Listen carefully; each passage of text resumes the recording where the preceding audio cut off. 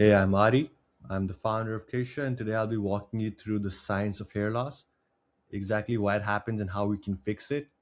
You're not going to find this information condensed into one video anywhere else. So please follow along. I'm going to try to keep it as simple as possible. So stay with me and let's understand what's causing your hair to fall out. Everyone's talking about applying products, apply this minoxidil, that oil, but no one is talking about what's really going on, which is that your scalp is tight and no product is going to fix this. This is the hair loss chain. I'm going to break it down to you step by step. We'll walk through some research papers as well. It all starts with scalp tension. Your scalp literally becomes tight, and that causes an inflammatory response, right? Let's actually take a look at one of the research papers, which when I came across, I couldn't sleep that night. This graph shows tension patterns and how it relates to hair loss areas. So here in light blue are areas of highest tension. In dark blue are areas of lower tension. As you can see, the back here is the darkest blue. The back is the lowest tension. What we're seeing is areas of highest tension is where hair loss first happens. Right? For most people, the hairline, the crown, is where they first lose hair. Most bald men still have hair on the back and the sides because the tension is so much lower. Right? This shows a direct link between tension and hair loss. When I first saw this, I was like, this is insane. How doesn't everyone know about it?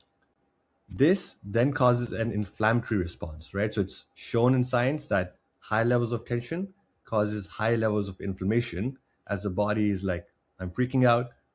This is inflammation, and this is chronic inflammation, right? Long-term inflammation, which is not good for the body. The next step in the chain is DHT is sent out in high inflammation areas. Again, this is one part of the chain which doesn't have a lot of research around it yet. But it is clear enough that DHT levels do increase when inflammation levels increase. And when that happens, the DHT is sent, and that's kind of the next step in the hair loss process. The final step is DHT causes the accumulation of what we call fibrosis, right? This is why when you look at a bald scalp, it looks very hard. It looks almost like a dome shape. That's fibrotic tissue, which has kind of built up over time. And when that happens, the blood cannot reach the hair follicles, and without the blood flow, the hair cannot grow, the hair thins out, and eventually falls out. This research, I think it's a fascinating piece of research, and it shows that blood flow was 2.6 times lower in balding scalps as compared to scalps which are not balding, right? So there's a clear link between blood flow and where we first lose hair. If we can increase the blood flow, we can also control the baldness.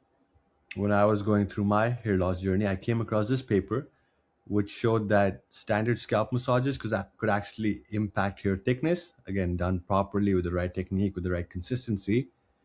It even showed that the gene regulation could change, right? So genes related to hair loss would downregulate and hair regrowth would upregulate, which is crazy and shows that mechanical stimulation can have a host of benefits.